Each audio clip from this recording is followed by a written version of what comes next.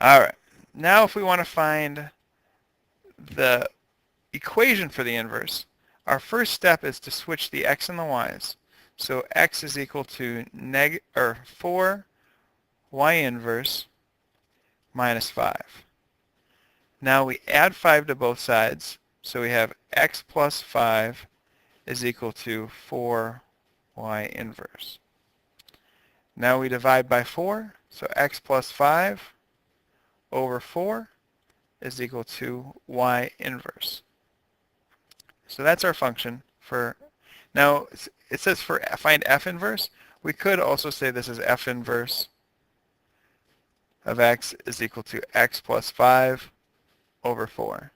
I think it's a little bit easier to work with a y inverse in the problem than an f inverse of x.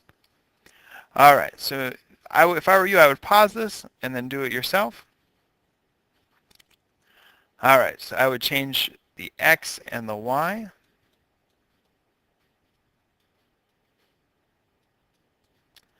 So I'd subtract 1 on both sides. So I have x minus 1 equals 9 y inverse squared.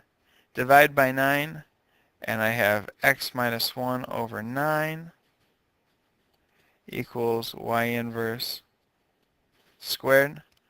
The opposite of squaring is a square root, and whenever you square root, we need to do a positive and negative. X minus 1 over 9 will be my y inverse. One more step, we don't like having square roots in the denominator, so we can do plus or minus the square root of x minus 1 over 3. All right. Now this is a tricky one. So y equals x plus 2 over 3x minus 4. Switch your x's and y's.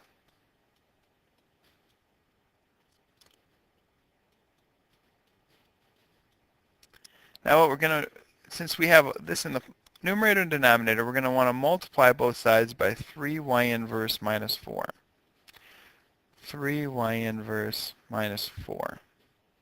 That'll cancel out on the right-hand side, and I'll have 3y inverse minus 4x equals y inverse plus 2. Now I multiply that x over the parentheses, so 3x y inverse minus 4x equals y inverse plus 2.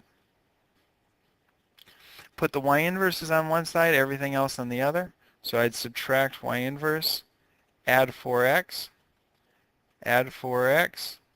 subtract y inverse. So I have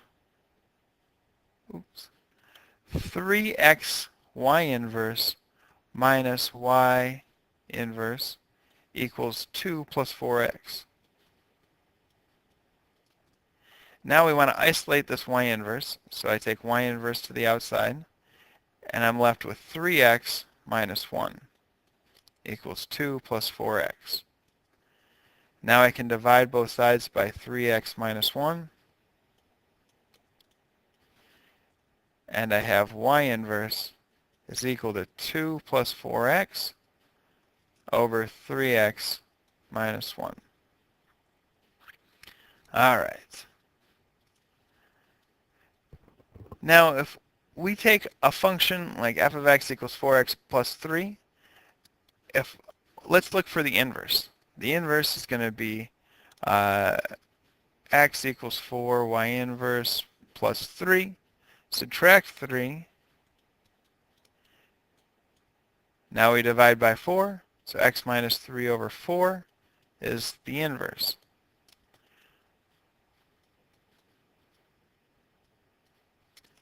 All right, so let's see what f of f inverse of x is. So if I take f inverse, so that's going to be f of x minus 3 over 4. If I put that into this equation, I'll have 4x minus 3. Oop, that's supposed to be a 3 over 4 plus 3.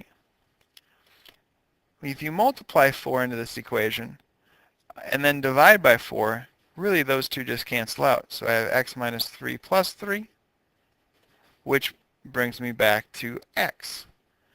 So the composition f of f inverse of the function is always just going to be that x value.